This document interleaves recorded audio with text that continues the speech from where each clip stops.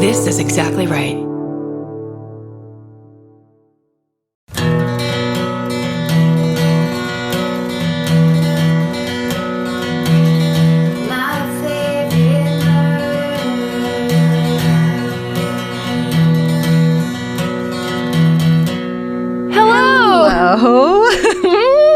And welcome to My Favorite Murder, the true crime comedy podcast for all of your true crime and comedy needs. Yep, the one your mom told you about, the one your sister keeps forcing you to listen to, and you're like, "Girl, we're never gonna get over that thing that happened in 10th grade." Yeah, so you can't use this as a hold on a second, it's working. I love you again. Oh my God, we have so much to talk about, and it's bad stuff, and it doesn't have anything to do with us. We don't never have to talk about that.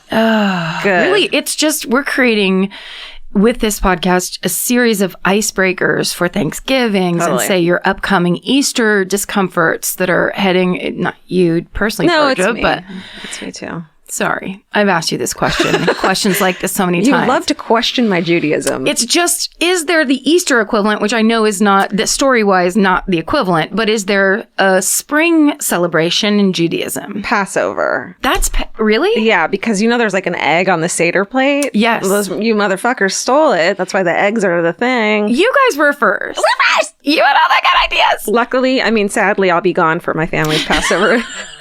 Dinner. What's the plan? Is it at a house, private home? It's at my mom's teeny tiny apartment that we all cram into. Fun. It's fun. And then, yeah. And then that Manischewitz starts getting poured. Yeah. Everybody, the truth starts getting spoken. Yeah. I get a scar. Thrown. Last time I got a scar on my hand from walking into a wall. It just gets, it gets fun. It really does. Were you walking like the Bride of Frankenstein? No, kind of hands out? Making a hilarious joke and I talk with my hands, and I turned and didn't see the stucco wall coming at me.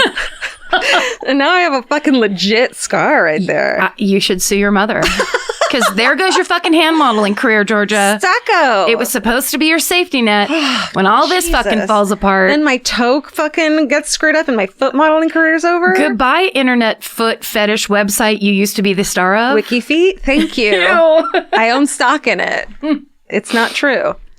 But it is a great dream to have. It is. Shoot for your dreams, everyone. My Aunt Carol was mad that I wasn't going up for Easter. And my dad's like, what for? The traffic? Are you bummed about the traffic? I know. Just for, those big Catholic holidays don't really bring the family together the way they used to. Which was by force. Forced? Yes, exactly.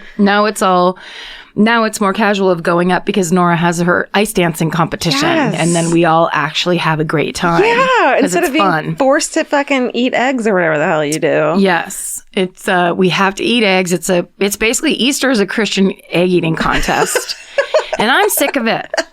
I'm sick of it. Those poor chickens. It's like Cool Hand Luke, but on Easter. You just gulp them down whole. Just keep eating them. Swallow your egg. Prove to the Lord that you love him through egg consumption. Karen, swallow your eggs. I'm trying, Mommy. We were talking about, though, Easter between our family and the Hospitallers, which are our closest non-relative relatives, because they were our neighbors for years. And we used to always do Easter at one of our houses, and I'm sure I've told the story before, but my Uncle Steve, because I was the youngest, he taught me how to pay attention to nonverbal cues, because when I was 2 years old, we were all doing the Easter egg hunt in the backyard, and of course, all my older cousins are running around and finding all of them, and I'm like two kind of stumbling around, and then I realized my Uncle Steve is walking ahead of me, and he keeps intentionally walking ahead of me, and finally I look up, and I just noticed that he's doing this with his cigarette hand, so he's always smoking. Always had a cigarette between his first two fingers, and he was just style. Exactly. He was a total like Clint Eastwood, Paul Newman type, and he strong and silent. He was pointing at where all the eggs were. He was showing me where they were. So 2-year-old Karen was like verbal clues. Yes. Got it. I looked up nonverbal clues because I looked what I up meant. and I was like, what's he doing with his cigarette? And I put all of a sudden, beautiful mind style, I put it all together. He's pointing at where the eggs are. He's helping me cheat. And then I was like, of course. And then it turned out he never existed. He was the Easter Bunny. Or the cigarette all along.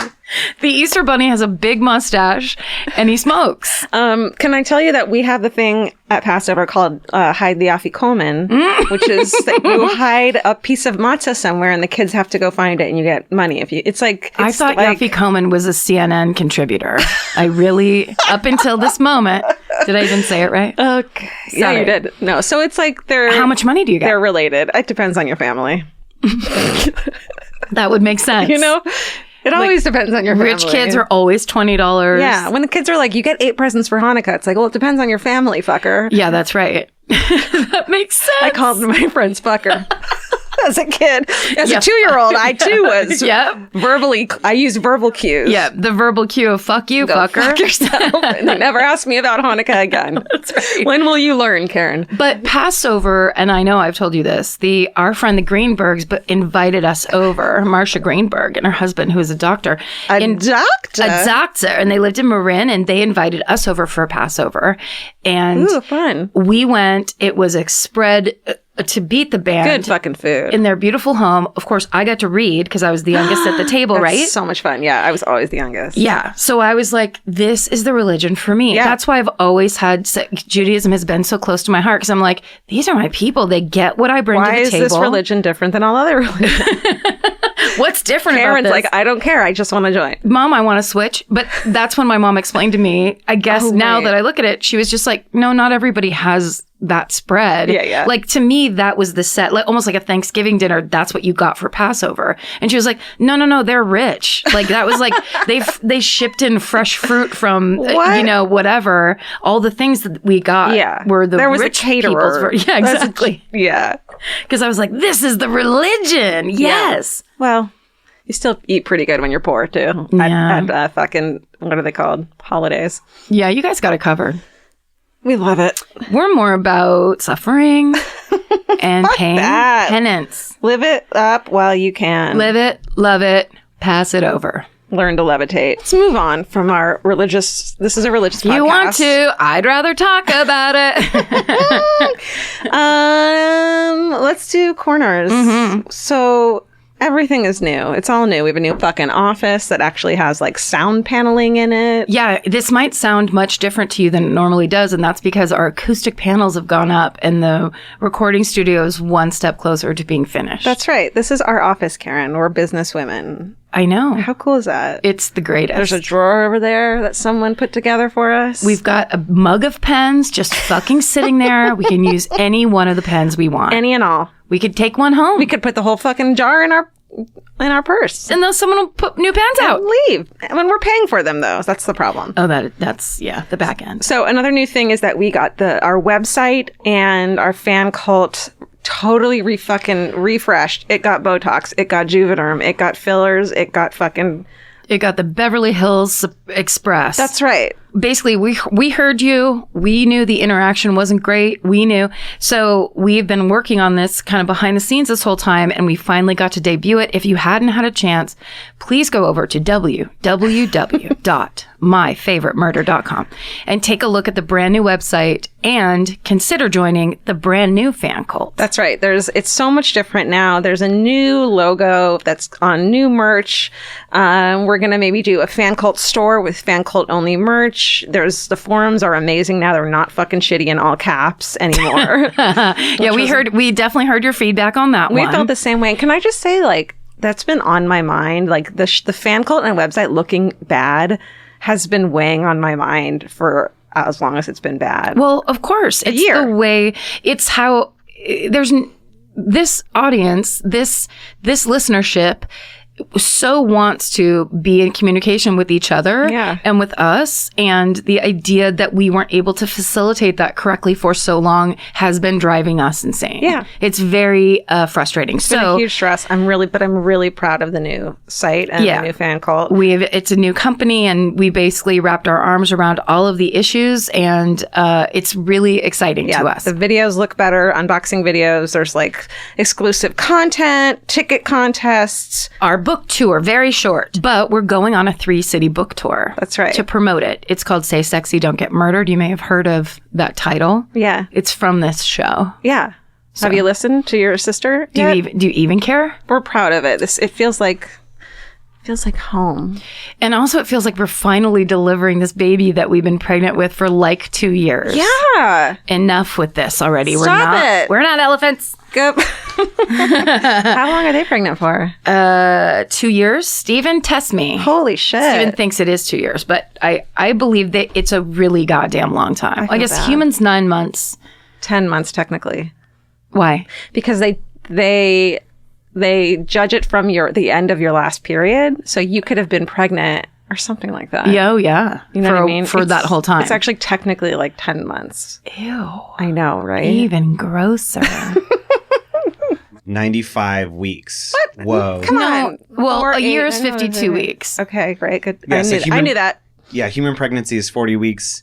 An elephant is 95 weeks. Basically double. Basically double. Yeah, 2 years. Basically almost 22 months. Yeah. Fuck that. A little less than. Hey, speaking of elephants giving birth, tomorrow is Steven's birthday. I don't know. That sounded shittier than I meant yes. it. I would restate. Did not mean your parents are elephants. I just meant Speaking of birthdays. birthdays. Yay. Thank you. What tomorrow? So what day would it be? The day this comes out. The day this comes out was yesterday was Yes. Steven's birthday. Yes, April right? 17th. Yeah.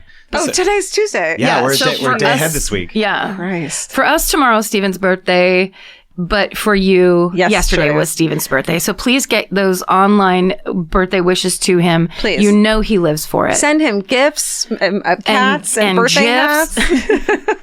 Please don't send me cats. That would Send be a him lot cats? to take care of. Yes. Yeah, oh, I met a cat over the weekend. What kind? Oh my God, she was this little Siamese with a broken tail, and maybe she was incontinent from it, but she was so cute. I wanted to cry. What part was cute about the incontinence? She was just cute. Okay. Santa d'Or, our local cat rescue. Are you about to go over the 3 cat limit?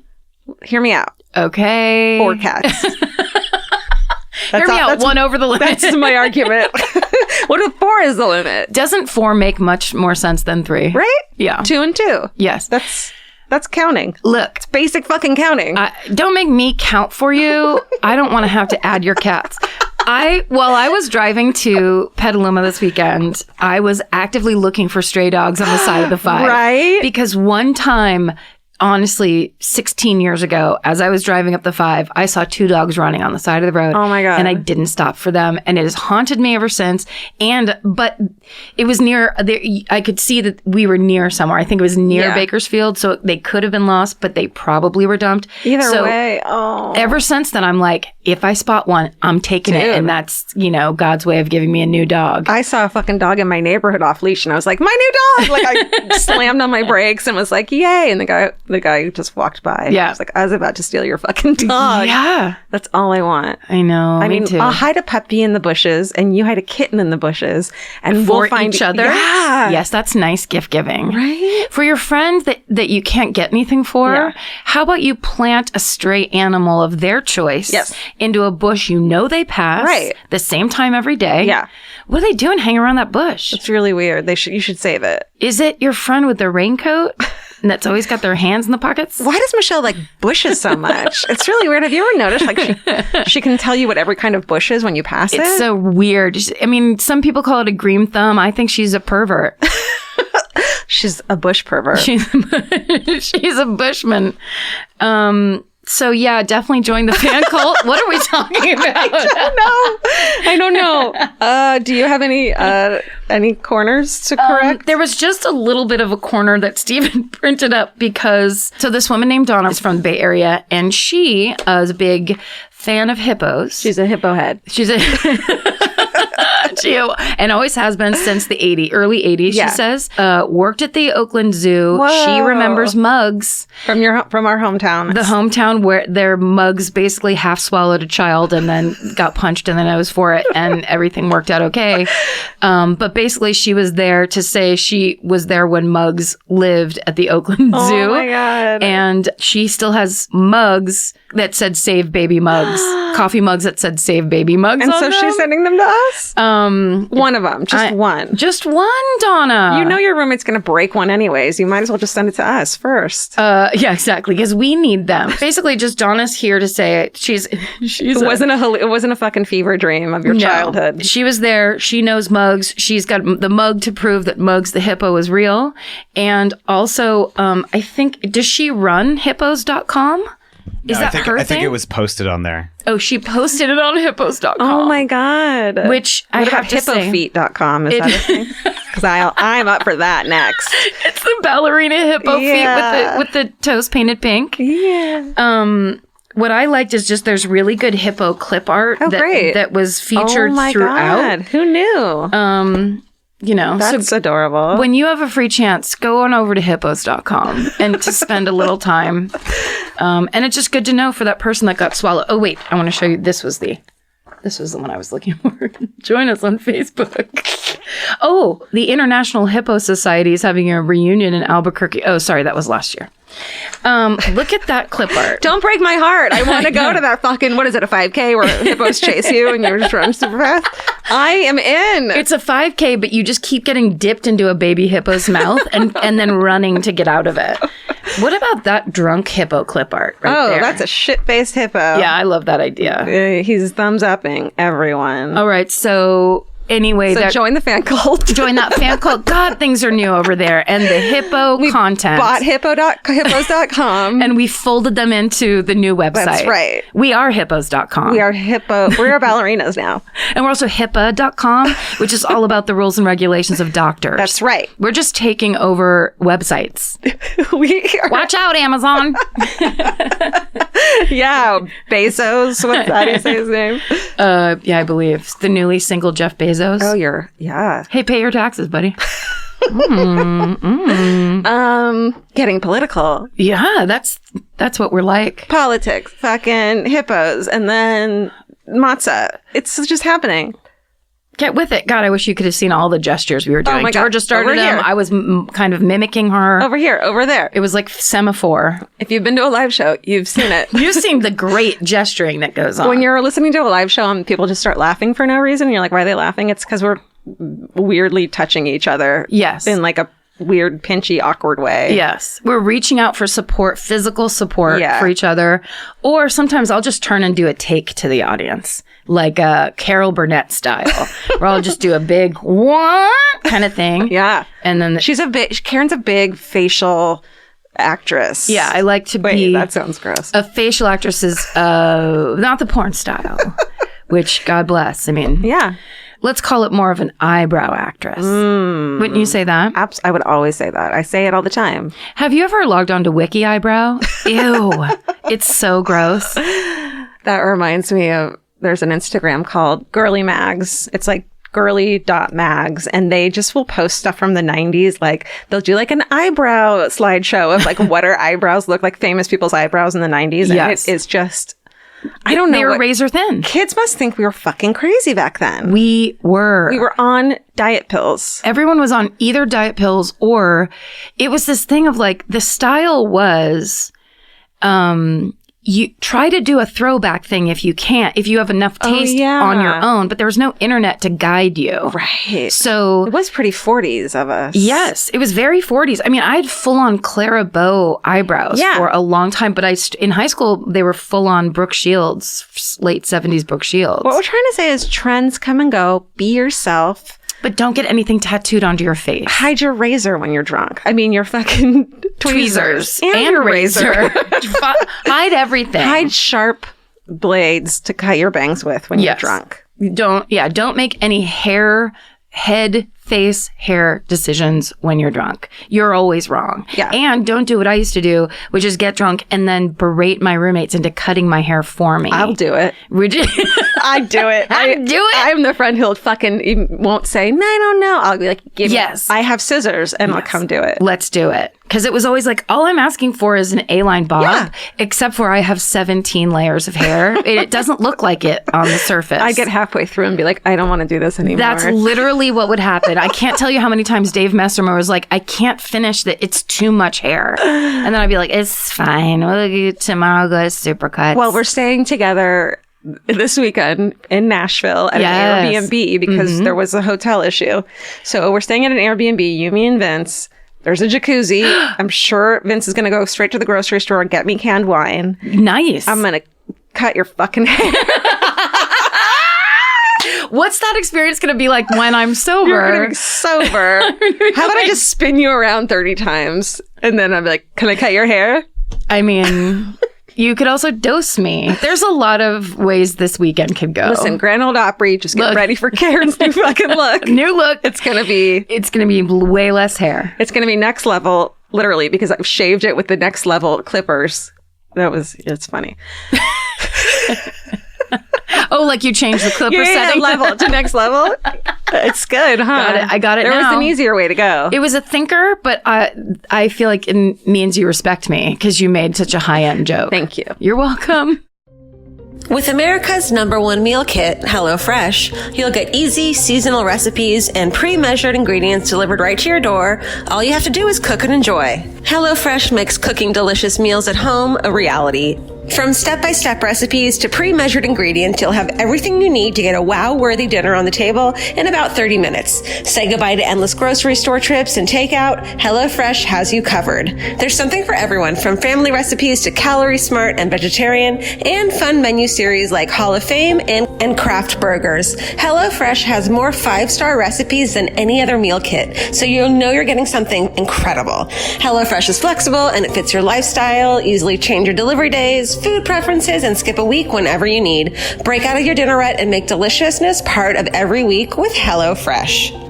I love that even though HelloFresh is super easy and they make it really basic and like straightforward, you still feel like you're cooking this like incredible home cooked dinner. And that makes me feel good about myself. And that instead of just ordering takeout, I'm actually making something and preparing something at home. And that just, it feels good. So for $80 off your first month of HelloFresh, go to HelloFresh.com/murder80 and enter murder80. It's like receiving 8 meals for free only at HelloFresh.com/murder80, promo code murder80. Go buy.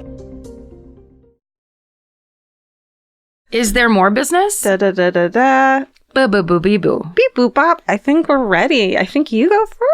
Yep, Karen goes first. Amazing. I think that's perfect. Because Oh my God. the story I'm going to do, and I should actually say stories, is the Power Ranger murder. Do you remember? No, I was a little too old and into math at the time. See, same here. I am old enough so that when all of the Power Ranger things were happening to the children, it was 93 to fucking now, basically. 93 was my peak meth years. Okay, well, So that's I when didn't- this started. Yeah, I was gone already. Same here. I moved to LA in 94 and I was on those diet pills in I think 95. So I wouldn't have paid attention to the beginning of the Mighty Morphin Power Rangers at all. Too old to begin with. Too old in every respect, except for to see little kids kicking and punching each other much more than they normally did before. But that's fine with me. Yeah. I love it. I love violence. But always have. But That's what this podcast is not about. loving violence. But yeah, so I was in the age where wasn't paying attention, wouldn't be into it anyway. So I truly have no idea what the show, aside from the research that's been done, no idea contextually about this show, what it's about. And it's really funny when you write up a show like this, that's like basically a kid's show that's completely a made up universe. And it's of course based on, I believe originally Japanese show. So everything about it is just, I don't even know what anyone's talking about. And it doesn't. Sounds like a dream. It does. And when you look it up and read it like off Wikipedia, it doesn't help. Yeah, it's like, how did this pitch make it to a TV show? Right. And they didn't have to because they were like, kids already love it. On the other side of the world, we know it always translates over here. Let's Or do Hollywood. this thing. Everyone's on diet pills. Let's make this show. They won't know the difference. Yeah. It won't seem weird because everyone's high. Let's do this thing. It's the 90s. There's no websites. Goodbye. Right. There's nothing to base it on. There's no internet. They have to go with this. Yeah. So we'll start in the early life of a guy named Ricardo Medina Jr. He was born on January 24th, 1979 in Kern County, California, up by, the Kern River, your favorite place to go on vacation. Right. Okay, great. His family moved to Downey. Another place I love to vacay. It's so beautiful there. Downey, California, famously known for the Carpenters. Karen Carpenter and her brother Richard were raised in Downey. Okay. And then, of course, this guy. So he grows up there with his hardworking middle-class family. He's big into sports. In middle school and through high school, he was a wrestler. He played football. He was in street hockey, and he did martial arts. He also, as a kid, took up singing and acting because he wanted to, according to his IMDb profile, quote, use the attention to make a difference and be a positive role model. Which I think is what most kids, it's like if you live within 250 miles of Los Angeles, you wanted to be on television. Right. Probably, or a movie star. Right. As any kid, I mean, even if you didn't, but especially if you lived in Southern California, it seemed like the opportunity was there. It totally does. It's like, it's actually an option. You're right by LA. Other famous people were places where I don't know. Yeah. No, you could see the pattern. You could see the path. Totally. Where back then, that's kind of what it took was nearbyness. What's the word for that? Nearbyness. Proximity. Thank you.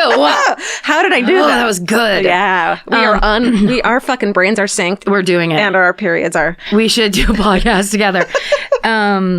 So, before the internet and before American Idol and all these things where it was like, we want just anybody to come and show how everyone's talented. Listen, can we not make Star Search? Can we not be Little Star Search right now? Oh, I'm so sorry. The OG talent show. Fucking... Do you remember Star Search? Do I? We were 3 out of 4 stars. No, but I mean, like, we loved that. Was the best show. So I wanted to be a spokesmodel when I grew up because I had low self-esteem and thought I was stupid. So that's all I really thought I could do. Like, I'm going right there. Yeah. I wanted to be, remember in the early versions of it when they had the acting thing and people had to come in and do scenes? Yeah. It was so uncomfortable. They'd be like cut over to a set and it'd be like a written scene that 2 actors had to act out. Oh God, I loved that show so much. Rosie O'Donnell. The comedy, stand-up comedy. Mm-hmm. Children list on there. Children rapping. So many children rapping. Children rapping. People laughing. Smile after smile from Ed McMahon. 3 out of 4 stars. There's tons of people. 3 3/4 stars. 3 3/4 stars. That was a thing. My friend Karen Anderson has a really good story about being on there, but cut this because I can't remember what it is. Don't cut that. Okay, go on. Something about how many stars she got. Anyway. Wait, she was on it? Yeah, a bunch of comics from back in the day went and auditioned for it because people were actually like Rosie O'Donnell was on it and like it got her somewhere. Dude. Okay, so what are we talking about? We're talking about showbiz.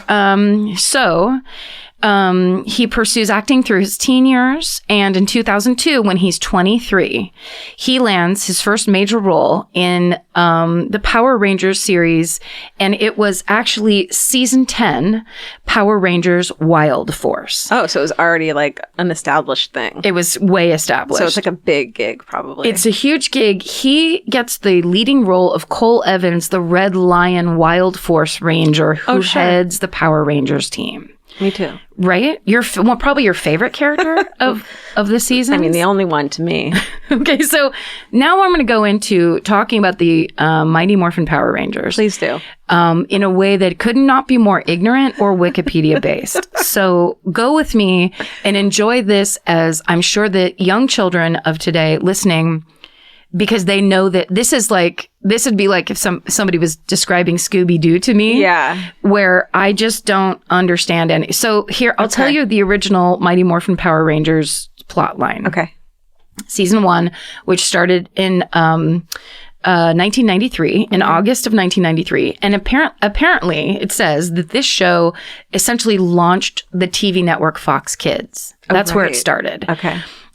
So the plot is, astronauts on an exploratory mission open up an extraterrestrial canister and they release several monsters led by an evil alien sorceress named Rita Repulsa. Ooh, that's a good name. Stephen, stop me if any of this is wrong. Yeah, Stephen, this is your fucking jam, This probably. is- It's Stephen. For my 7th birthday, I got the original Mighty Morphin Power Ranger Megazord, and I showed Karen for Halloween. Oh my God. I dressed up as the Black Ranger. Oh my God. Post your photo of you in your little Power Rangers outfit from your birthday and the 100%. Instagram. It's amazing. And you guys tag us if you have any young Power Rangers outfit photos. Yes. Post it on Instagram. Hold on a second. Well, let me explain what Yeah, the yeah. Zords are first. Yeah, Okay. of course. Oh my God, we have an expert in the room. But that's perfect because, first of all, birthday memories Yeah. for Stephen's birthday. Yesterday. Yesterday. But also then we have someone here that can actually, you're going to now be the go-to when there's actually questions. Because all of this is like I'm reading a translated thing. Okay. Okay, so Rita Repulsa. Now free, Rita and her monsters plan to take over Earth.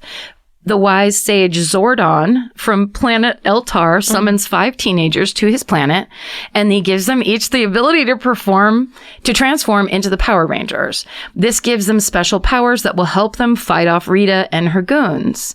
Each Power Ranger has a Zord, which is basically a dinosaur. Uh-oh. It's all overlapping. It was like the Steven. perfect thing. It was Yeah. Jurassic Park and Power Rangers were my 2 favorite things as a kid. Now, Power Rangers was before Jurassic Park, right? Yeah, they started like around the same time. Okay. And yeah, this story takes place after but this origin story was my Power Rangers. Okay. Yeah.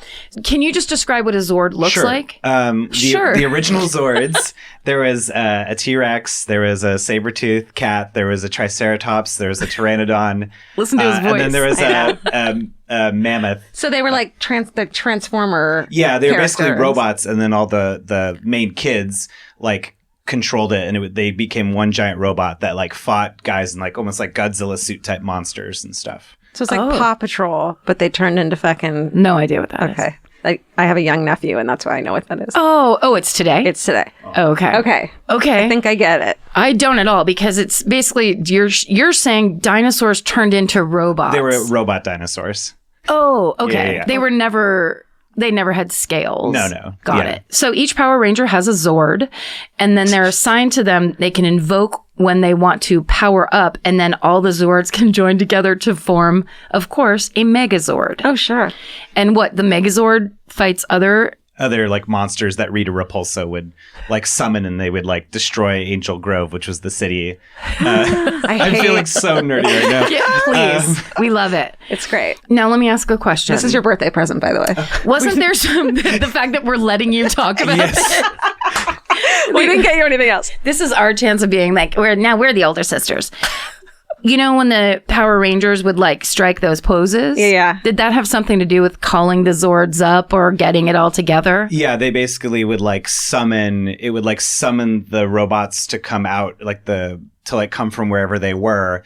And it was like, then they would be like in their, just kids. And then they would the costume would come over them, and they would, It was like a superpower them up. telephone booth for Superman. Yeah, exactly. But they were was it a gesture? Did they yell something? It's morphin time. Oh my God. And now, did anyone ever mistake that for it's muffin time and serve them banana chocolate chip muffins accidentally? The kids, they got to eat healthy. So. Right. Yeah.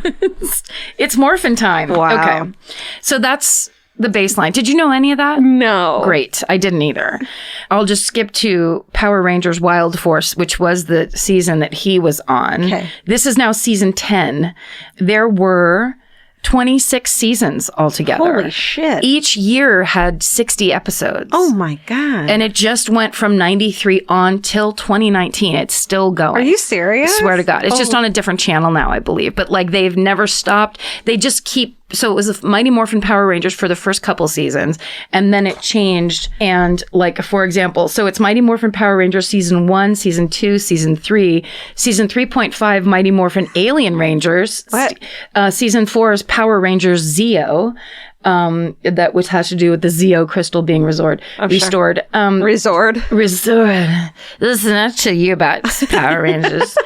Season 5 is Power Rangers Turbo. Season 6 is Power Rangers in Space. Season 7 is Where Were They If They Weren't in Space Before? They were on Fake Earth. Right? Was it Fake Earth? Well, it was, I think like Angel Grove was just a fake, it was supposed to be, I guess, Burbank or, or whatever. Studio lot on Burbank. Yeah, they're just like a Grip's daughter that can also change into a dinosaur robot or whatever the fuck. Season 7 is Power Rangers Lost Galaxy.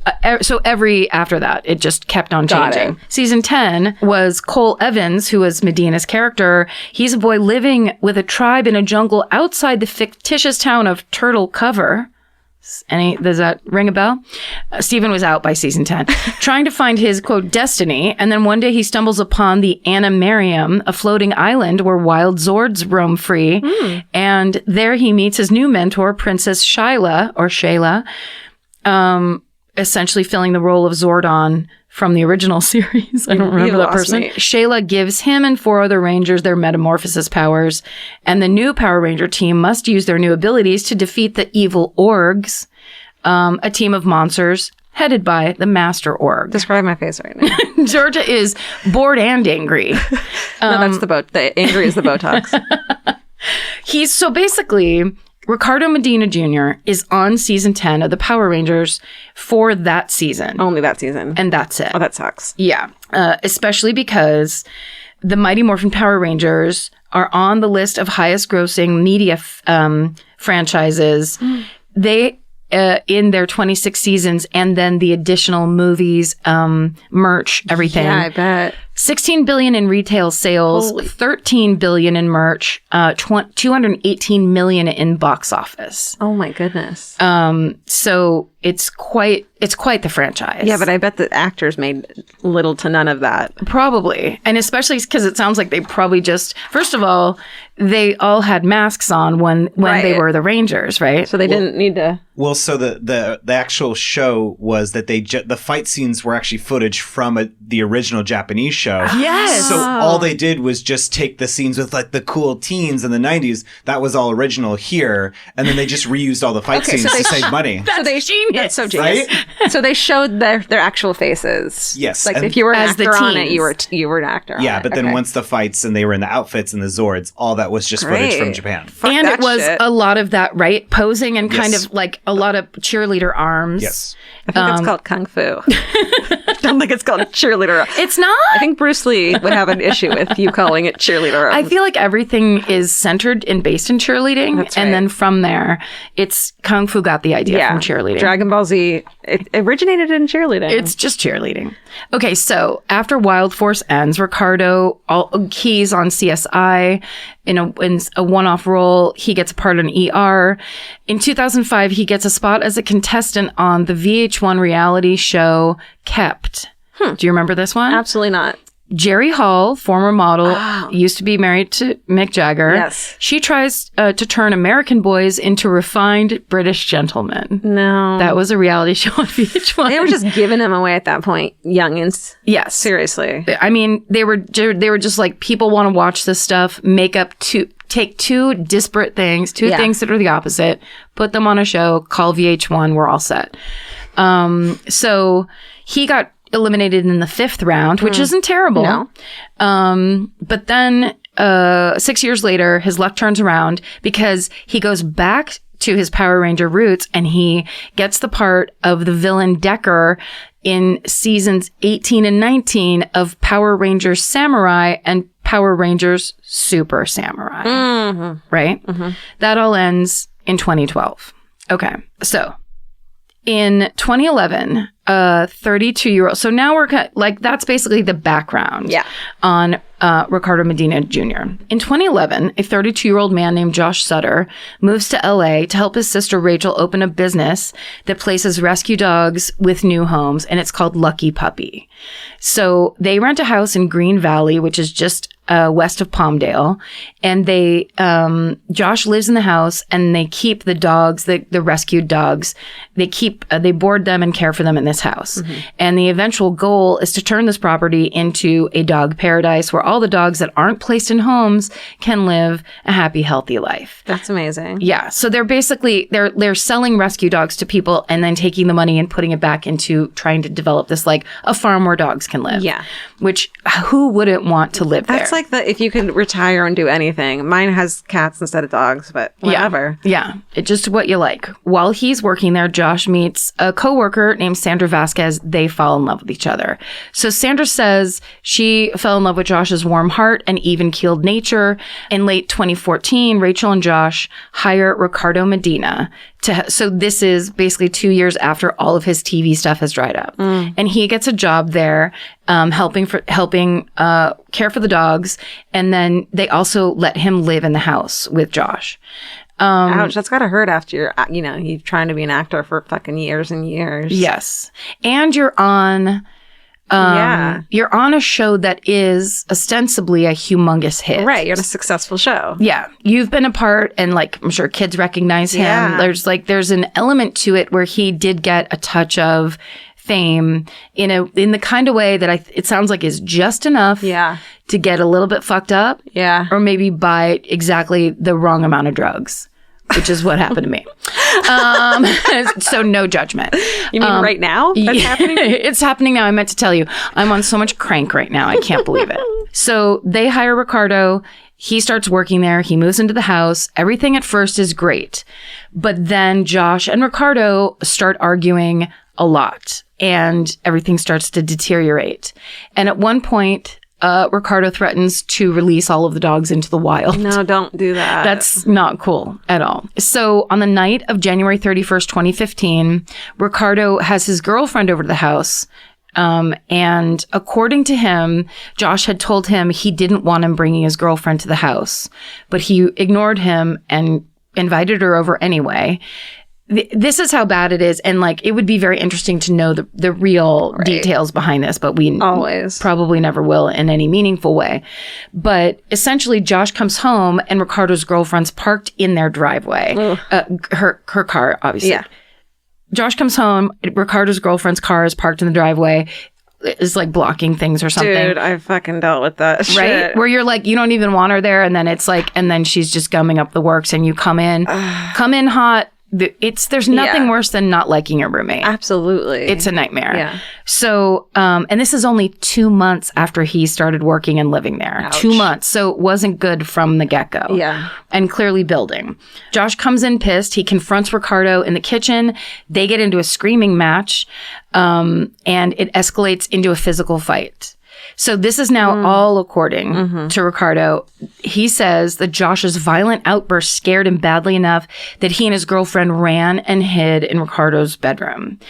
Josh, however, says this fight isn't over and goes and kicks down the bedroom door and charges Ricardo. And Ricardo just grabs what's ever closest, which is a Conan the Barbarian style sword. Oh my God. Oh, like a blade. Yes. Like a big, thick, heavy sword. Holy. That he constantly held over his head for no reason. What a fucking coincidence that it's the closest thing to you. Yeah. And not like your Garfield fucking penny jar or whatever. Yes. What do they call it?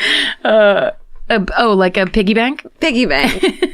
I thought you meant, did you see that story about the Garfield phones washing up on the, it's my favorite thing. I was just talking about it over the weekend. So good.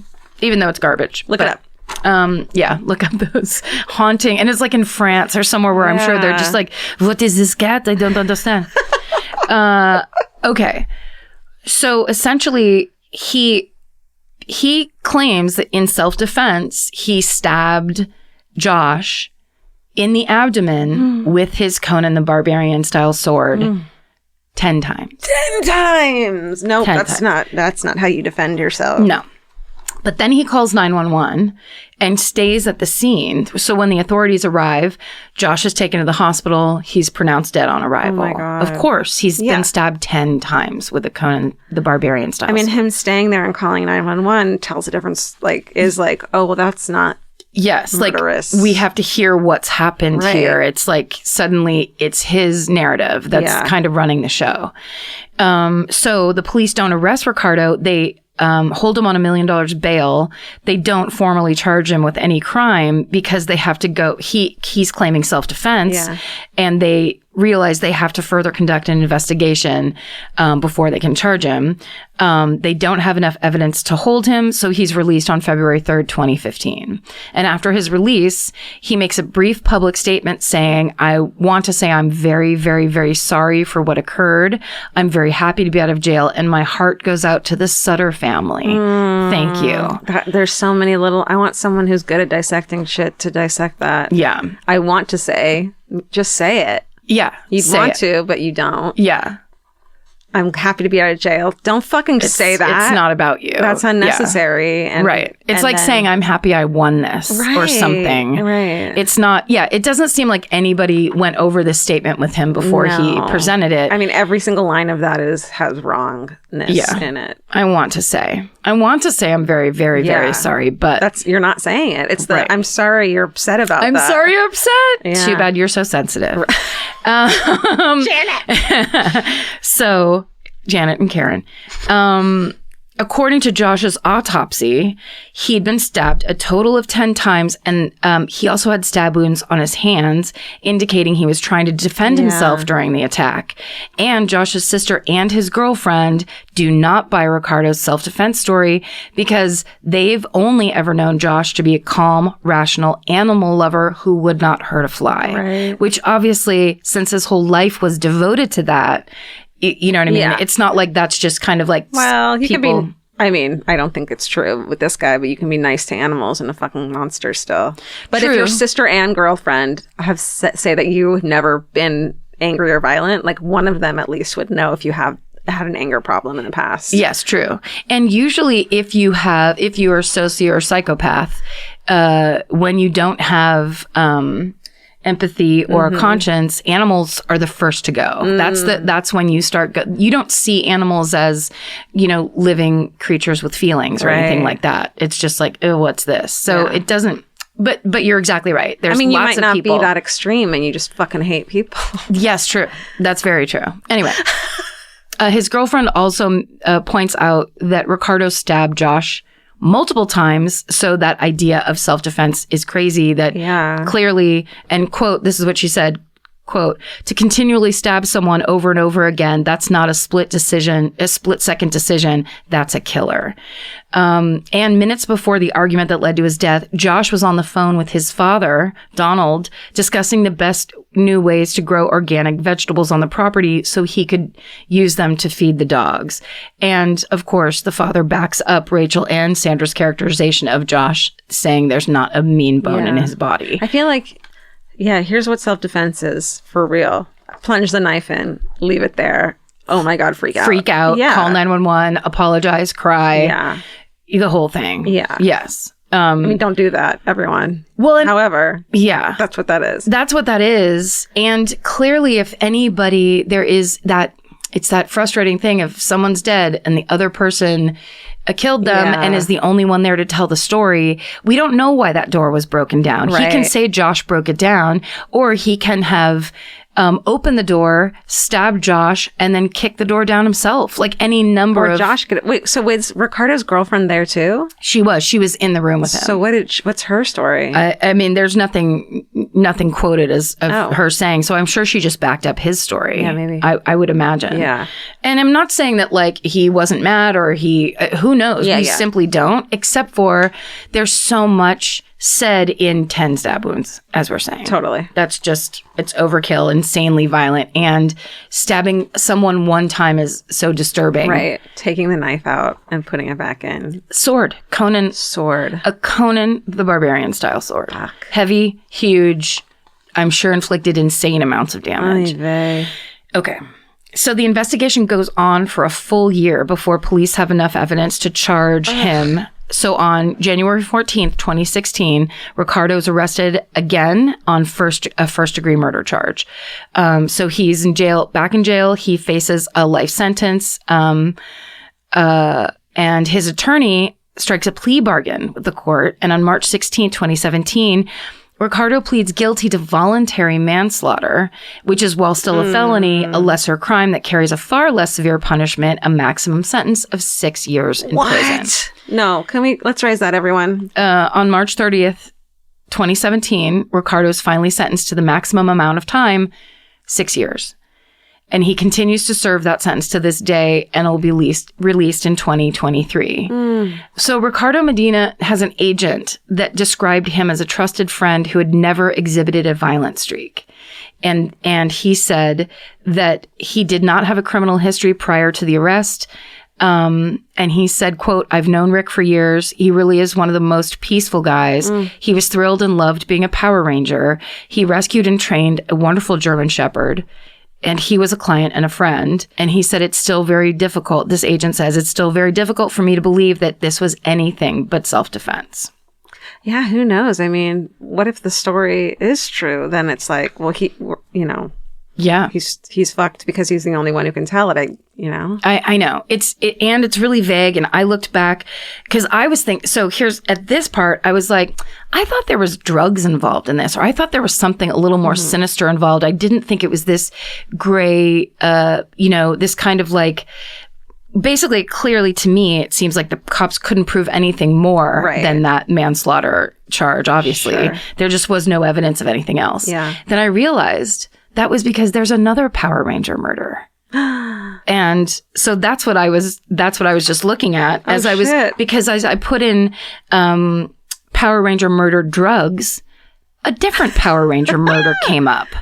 And so this is, and the reason it didn't come up first and foremost is because this is a non-speaking Power Ranger murder from 2004. Okay. So I don't know if it counts. It fucking counts. It counts. If you got onto that screen, the word power and ranger are in it. Mighty, maybe morphin. Maybe they morph. Maybe they don't.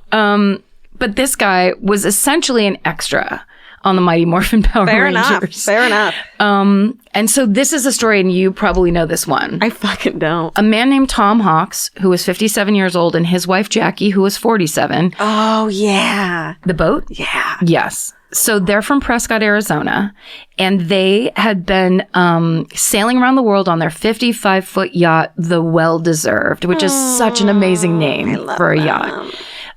They had used it, they had done all this stuff with it, but then I think a family member was having a baby and they wanted to be back in Southern California to be nearby for the family. Okay. So they put an ad out selling the Well-Deserved, putting this Well-Deserved up for sale for $440,000. Wow. Yacht money, baby. That is yacht money. Let's get yachts.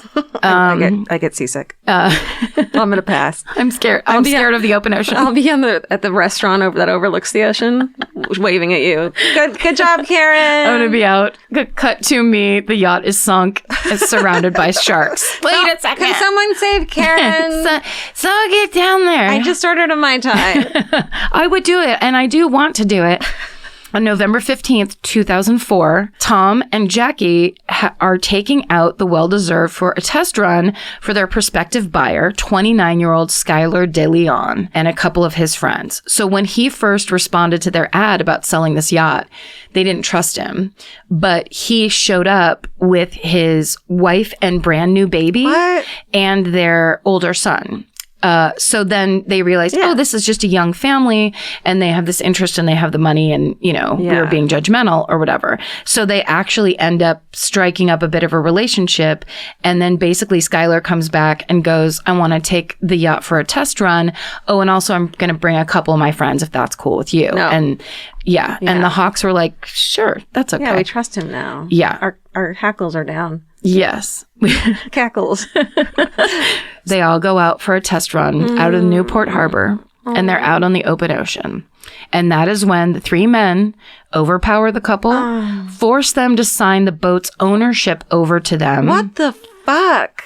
Handcuff them to the anchor. No. Fucking throw them overboard and drown them intentionally. Oh my God. The Hawks' bodies were never recovered. Oh, what is wrong with this world? Yes. So that was November 15th. So basically 2004? 2004. Yeah. So basically how it happened for like the family was they went out for this test run. The yacht comes back, but they don't come back. Yeah. So they don't really know what's going on. And then 10 days later, someone tries to access their bank account from Mexico. Holy shit. And so that's when the family's notified by the bank. The bank goes straight to the police and is like, we're not sure what's happening here, but like this needs to get investigated. And of course, the second the police start investigating, all roads lead back to Skylar DeLeon. Yeah. The non-speaking Power Ranger, who actually he wasn't a Power Ranger. He was just an extra in an episode of the Power Rangers. Yeah. Which is why this is not the foremost Power Ranger murder. But it did happen before. Yeah. Okay, so essentially the plan was that they were stealing this boat. So basically, Skylar DeLeon tells the police, like, "Oh no, I gave them the money and I got the boat. I don't know what happened to them." It was a normal transaction. Yeah. Goodbye. Standard yacht buying, you know, Right. how I always do. Yeah. And then you look at his mugshot and you're like, that guy would never be in the market for a fucking yacht. Yeah. Sorry. No offense to your goatee, but no one fucking buys it. For real. It's Does he like have a goatee? no, but his hair is spiked up with a ton of gel. Same thing. Yeah. It's an indicator. It's in Orange County. It's an thing. It's how they do. Yeah.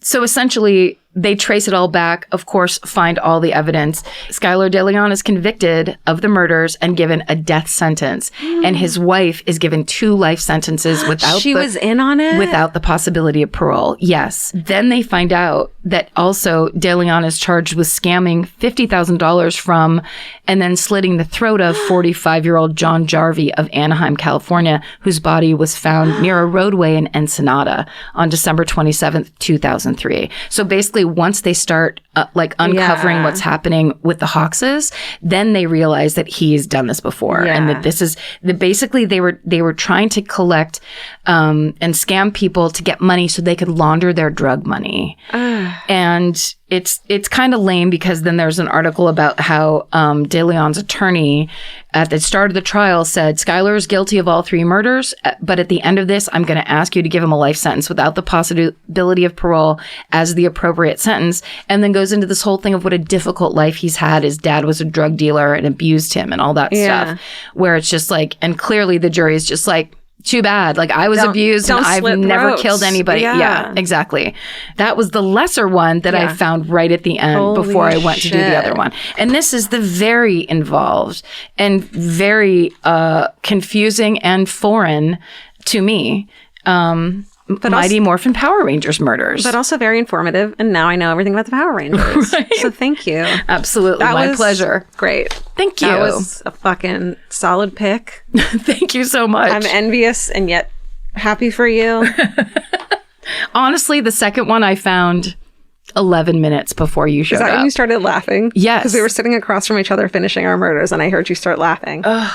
And then I was just like, oh man, how do I do this and like tell it quickly and actually know what I'm talking about? So I've actually seen, and I'm sure you have too, there's definitely at least a 120/20 or a 48 hours or something about the Hawkses murder. And you should definitely look into it because it's, I mean, the whole thing is really, really gross, obviously. And really, it's that thing of to launder drug money. They terribly murdered that couple to launder drug money. It's just this world that makes me want to not leave the house. Yeah, it's so terrible and inhumane. But it's just, don't trust anybody. We got the solution right here. That's right. Oh, and I just want to tell you one more thing. This is just my favorite Power Rangers related piece of media. You got to have one. Right? Which is a picture I found on Tumblr. I still believe in Tumblr, even though all the porn's been banned and there's it's never about porn, man. No, it's about love and making love. Yeah. And bad cookbook photos from the 60s. Yes. And awesome, hilarious family photos that become legend because they're real. Yes. One of which is this legendary picture of the pink Mighty Morphin Power Ranger kicking her grandpa in the face. That is classic. Isn't that the best? And beautiful. It's oh my God. Everything about, and he's clearly just playing along with her being a Power Ranger. We had that couch in the 80s. I know. He's so cute. I love this. It's a I want a shirt of this. It's a grand image. Grand. Okay, sorry. I will send this to you, Stephen. So this is a murder that turns out is one of my top hometown murders that I completely forgot about. I love it. So I'm always like, I don't have any good ones, or I've done all the good ones. Right. And then I was on the phone with my mom the other night. There was wine happening for both of us, I Great. think. And we were talking about murder, as you do. Mm-hmm. And she reminded me of this one. And I was 11 years old at the time, so she must have shielded me from it somehow. But I've seen forensic files about it. I must have just fucking blanked on this. But it's totally like happened next door to Irvine, where I grew up in Orange County. Amazing. This is the murder of Denise Huber, aka the cold storage killer. Don't know this. I'm sure you will. I'm sure you've seen this forensic files before. And this is the fucking weirdest part. It takes place in Newport Beach and Prescott, Arizona. Whoa. Just like your fucking story. That's right. And involves a fucking asshole who tries to use his shitty childhood as an excuse for killing someone. I feel like it happens so much. It does. So buckle the fuck up. Yeah. Because here we go. Okay. I got a lot of info from a Ranker article by Phil Gibbons, the Forensic Files. It's called Frozen in Time. Yes, of course. And there's also a book about this called Cold Storage by John Lasseter. So, John Lasseter, the guy from Pixar? Don Lasseter. Shit. Yikes. Okay. I'm glad you know who the Pixar head is, because I don't. All right. He might not be anymore. I think there's some problems. Okay, anyway, we won't get into it. Show us your taxes. Pay your taxes. Similar but sexual. Great. What's not sexual about taxes? I mean, it's one of the sexier things. That's why we love accountants so much. That's right. We talk about how sexy and exciting accountants are all the time. Loosen that tie. That's me rewriting history because we've shat on accountants so many times. Right. Okay. And dentists. Okay. In June 1991, here we are in Orange County. I'm 11. It doesn't matter. I'm not part of this. I'm 21 in Sacramento, and on my 21st birthday, drank at a bar that was a biker bar. And at the end of the night, walked out the door and said, as I said, I don't think I'm that drunk, tripped on my own sandal and fell straight flat onto the ground. Now. It's your stucco wall story, but mine. It was the sidewalk snuck up on me. That's right. On my face. Okay. And it was all uphill from there. Yes, it was.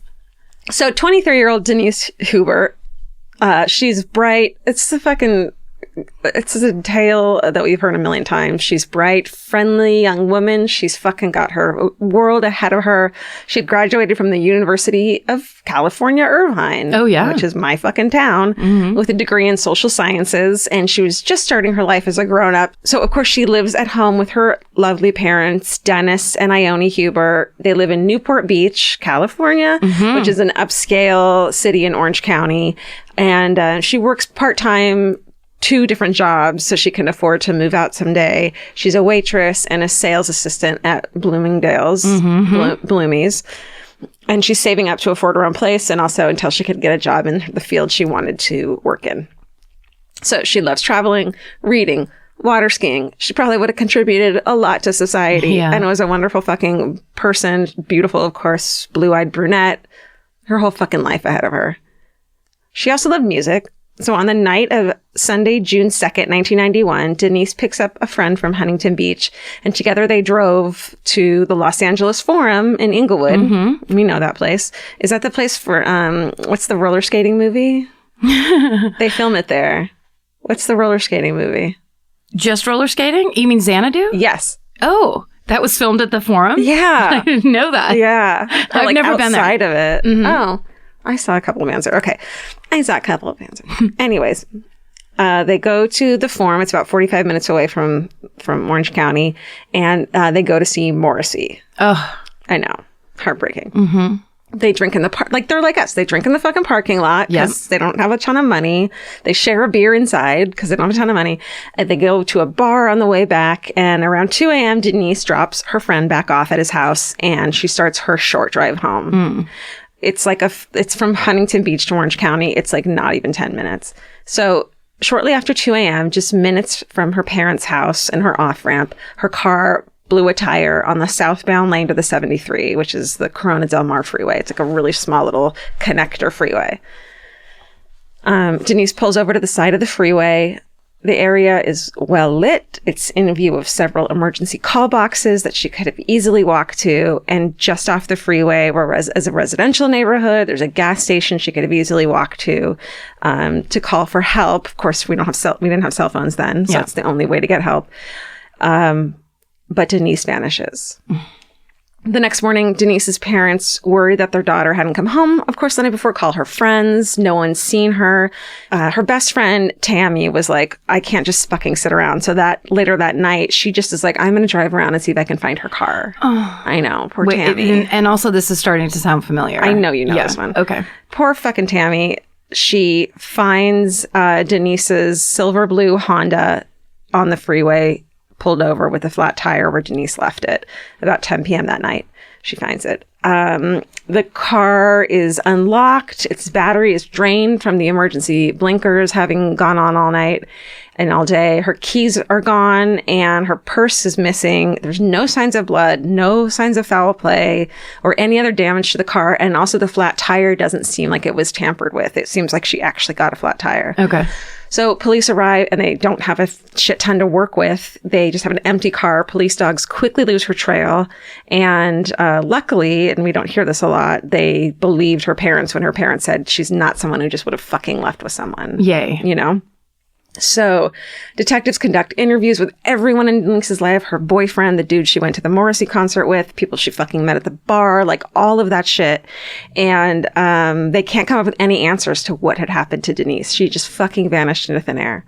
So grasping for any break in the case, they did this crazy thing where they staked out the freeway where her car went missing, took pictures of the license plates, and this is before the internet and shit, ran those plates with the DMVs and sent those people letters saying, were you on this freeway that night? Did you see anything? Wow. I know. That's a great, some kind of strategy. Yeah. I mean, like, at least they're doing something. Totally.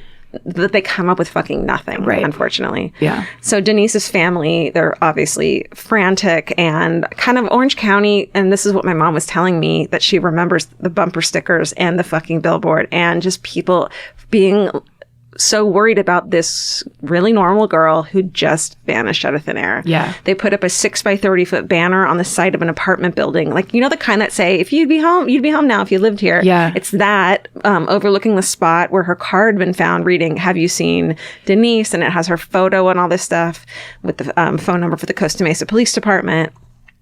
But, you know, nothing comes up. Even psychics are like, we don't know. Her father covers his car with those photos. He says, every time I saw a girl with long brown hair, I'd go back and I had to see her face and make sure it wasn't Denise. Of course. These poor parents were just frantic. Yeah. And despite all their efforts and the whole fucking community, including my mom, rallying around trying to find Denise, the trail went cold. Yeah. So, cut to 3 years later. 1994, when 40-something-year-old Elaine Connollia, she owns a paint manufacturing company with her husband in Phoenix, Arizona. Okay. So she's this fucking kind of cool woman, and she meets a man selling paint at a swap meet in Prescott Valley, Arizona. Okay. What the fuck, Yeah, right? that's really weird. So weird. Yeah. So the man's a 30-something-year-old gaunt, bearded dude named John. He just looks like your average creep. Your average 90s creep. So many dudes right now that just have single tear rolling down their cheek. Who isn't gaunt with a beard in 2019? Yeah, that's true. But Steven. Happy birthday. We take it all back. He looks like Ted Kaczynski's like son, and maybe a little Italian too. Oh, okay. So it's like that kind of gaunt. The like you've been living in a forest gaunt. Okay. So Elaine meets this dude named John, and according to Elaine, he's personable, seems intelligent, and articulate. He's this fucking normal dude, and they met at the swap meet where Elaine and her husband sold paint sometimes, and this guy John sold paint as well. So John tells them, they met him a couple times. He tells them he had been a painting contractor in California and moved to Arizona for a fresh start. and that business hadn't been as good as he'd hoped, so he wanted to sell his surplus paint. And his house was nearby. Did Elaine and her husband want to come buy it? And they were like, great, let's do it. So they get in their car and they follow John to his home, which ends up, he's this grubby dude and ends up being this like exclusive country club area, like luxury custom homes, like golf course area. Whoa. Nice house, whatever. John leads them. They get to this house. John leads them to around the side of the house. There's a driveway at the end of a wooded fence. And there, among all these insane amount of paint cans that they go to buy, Elaine sees a 24-foot GMC Ryder rental moving van that had been backed into the pad and was partially covered by a canvas tarp. Do you remember this now? It's starting to seem familiar. Yes. There's okay. So I wrote, to Elaine's cautious eye, it was also covered in a million red flags. Yes. I already love Elaine so much. Elaine is nosy as fuck and doesn't mind her own business, and I love her. Hell yes, Elaine. Do it, Elaine. And to all the Elaines of the world, we salute you. That's right. My Aunt Elaine, what's up? So, she notes that in her mind, she's like calculating some shit. And she's like, the truck, she could tell it had been sitting there for some time. It was yellowing and dusty. She said she felt the hairs on the back of her neck stand up and at the side of the truck because it just seems so out of place and odd, which is the reason I mentioned that it's a rich community. It's just like, what is this weird truck doing here? Right. The truck had California plates. And so assuming the truck had been stolen, Elaine, the busybody that she is and should be, she writes down the license plate number, rents the rental company's serial number. Bless her. And everyone, this is like a U-Haul, like a U-Haul truck that you'd rent for like us moving your small apartment, let's say. Yeah. Right? But it's a Ryder, so it's like bright fucking yellow. Yes. So she writes that shit down, takes it with her. They buy the paint. This guy's creepy. They get the fuck out of there. She kind of forgets about it until a couple days later when a friend visits their warehouse to purchase some paint, and he happens to be a detective.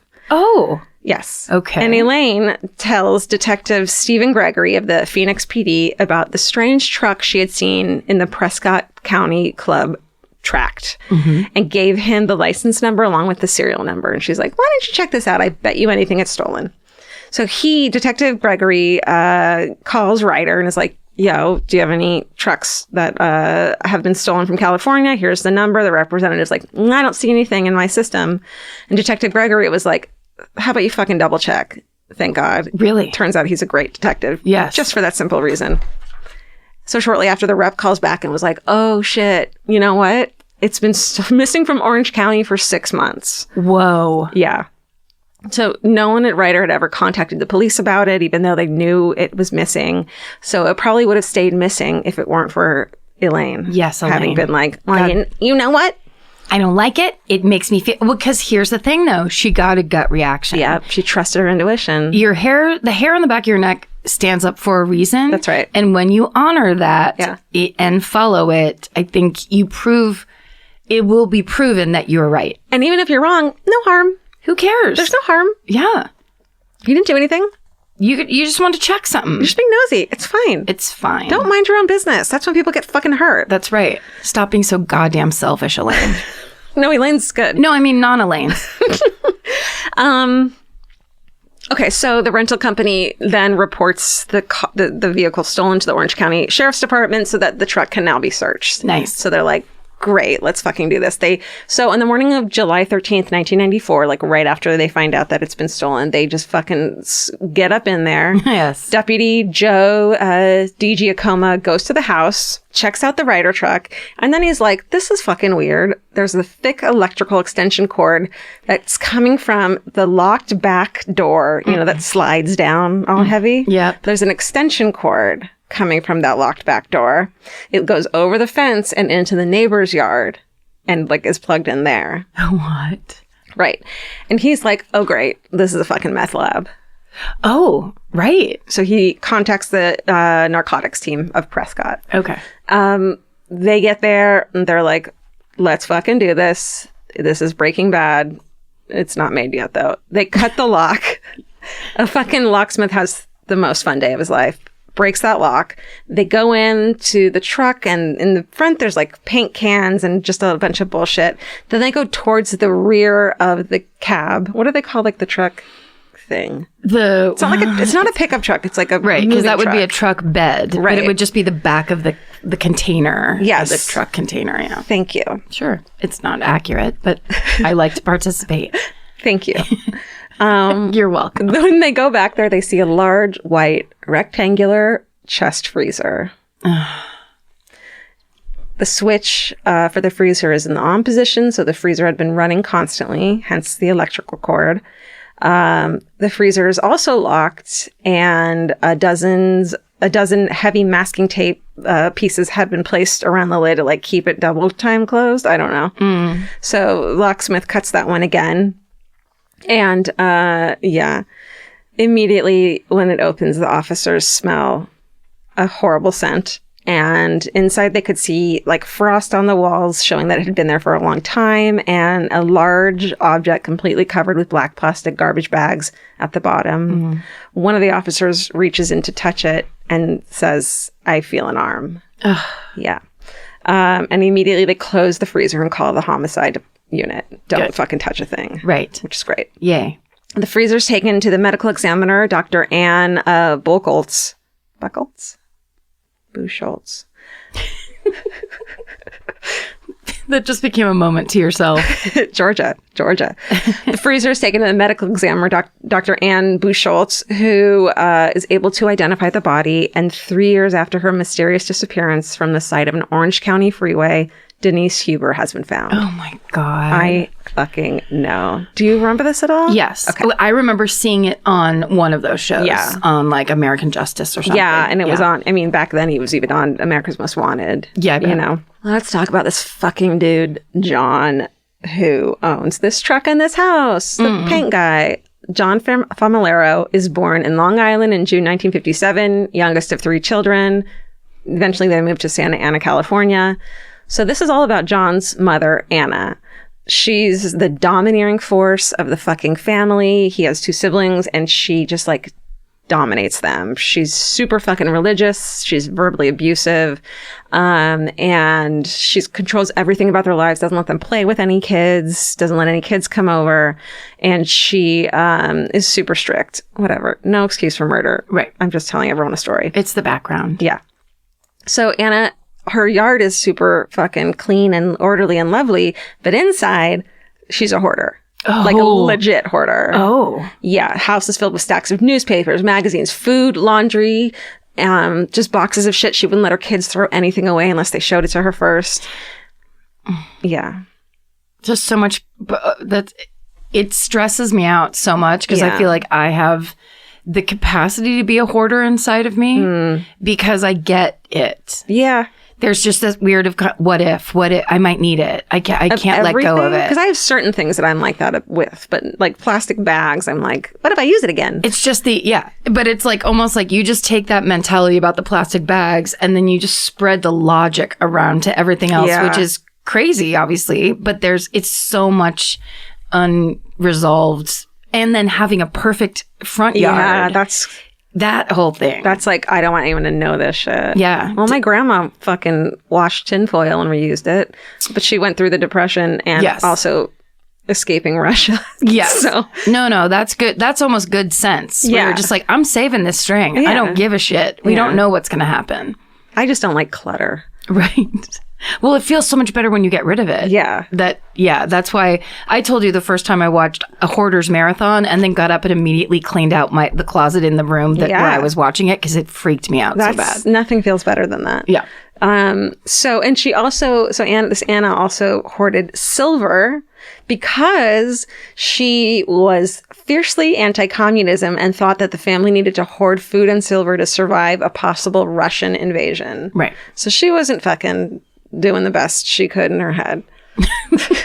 Well, and it's just that thing of like fear dominating your life in that way where you are preparing for an eventuality that will never come, and you're basically shutting down your life for this of giving this fear all of this power. You're talking about me right now. Well, I'm talking about everybody. Yeah. This is what we're all facing and dealing with constantly. You know, my dad gave me silver for mine and Vince's wedding because when the end days come, you'll have something to barter with? Yeah, paper money's not going to matter.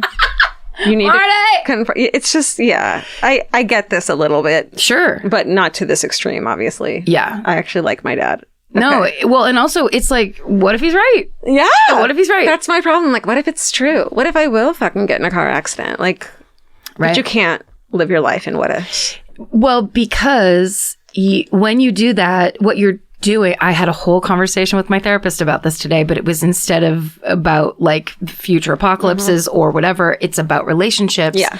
I, for a long time, had this idea of here's how I'm not going to get hurt again. Yeah. I'm going to date people that aren't that thrilling. And that way, Yeah. when the bad part comes, I won't care that much. It's safe. And the problem is, it doesn't work that way. It doesn't. Because you're going to get hurt either way. You cannot prevent it. And when you like underdeal yourself the way I was doing for so long, then you don't get any of the good part and you get the bad part. But you might not be hurt either way. You could bet on someone who turns out to be fucking great and who sees through all your bullshit and is like, shut up. Yes. I'm talking about Vince. and me being like, Well, yeah, but you're right. I mean, like, it's that thing where when we decide what the future looks like and that it's only bad, and then we start preparing for that future, then we start living for a future like that. And we prove ourselves right and we're like, see, but really we just fucking did it to ourselves. Yeah. And it's sad. Yeah.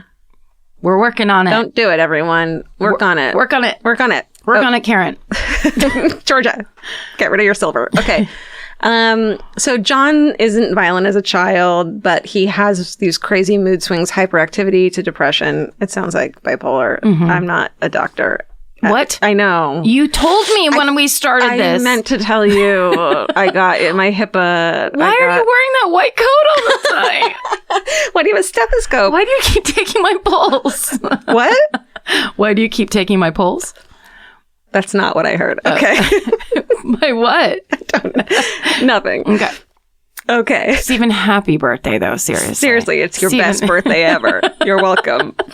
We got you a Power Rangers costume. Go, Power Rangers, go. Okay. Whatever. All this shit. They call him names. He's Yes. life is hard. Life's hard. Yep. All this shit. And let's talk about his mom though, still. She bathes them into their preteens years. Pardon? Go back, please. Including her two sons. She bathes them in newspapers. So That's not clean. no, it isn't. That's the problem with a hoarder bathing you. Right. They're just like, here's this old sandwich from 3 months ago. Scrubbing under your armpits. Well, she scrubbed their junk really hard is the thing. Up until they were like in like preteen teenagers. That's straight out of V.C. Andrews. Exactly. Oh, There's some, like, no. I'm trying to hit home that this chick's fucking... That is bad. There's some shit going on. Okay. Her fucking breath changed. His brother later says her breath changed when she would be scrubbing their junk. And they'd be like, this is your special area and it needs to be cleaned correctly. So she'd do it for them. No. No, don't let anyone touch your junk. But that happened to her, obviously. Yeah. Something along those lines. Sure. And so she was really big about like, you can't even watch kissing, no dating, all this bullshit that we've heard a million times. She would, sorry, that's not funny. She would burst into their rooms at night to make sure they weren't masturbating when they were teenagers. Like, it just wasn't it wasn't a mentally healthy way to grow up and grow your brain. No. Parts. Bad stuff. And so this culminates in 1980. Anna runs for a seat on the Santa Ana City Council campaigning against... Sorry, the hoarder? Uh-huh. Okay. Well, she's campaigning against abortion, pornography, and a local adult theater. So she's got this fucking gusto to change. She's fired up. Yeah, all these sinners and shit. And then it's like, we're moving up to 2 baths a day, everybody. Yeah, it's getting serious. Okay. On the same day she announces her candidacy, her older son, John's big brother, Warren, he's now a chiropractor. He's arrested for molesting 2 10-year-old patients and for having unlawful intercourse. Which, come on, with a 17-year-old girl. Oh, man. Yeah. Warren's convicted and he's committed to a state hospital as a mentally disordered sex offender. That's what they call him.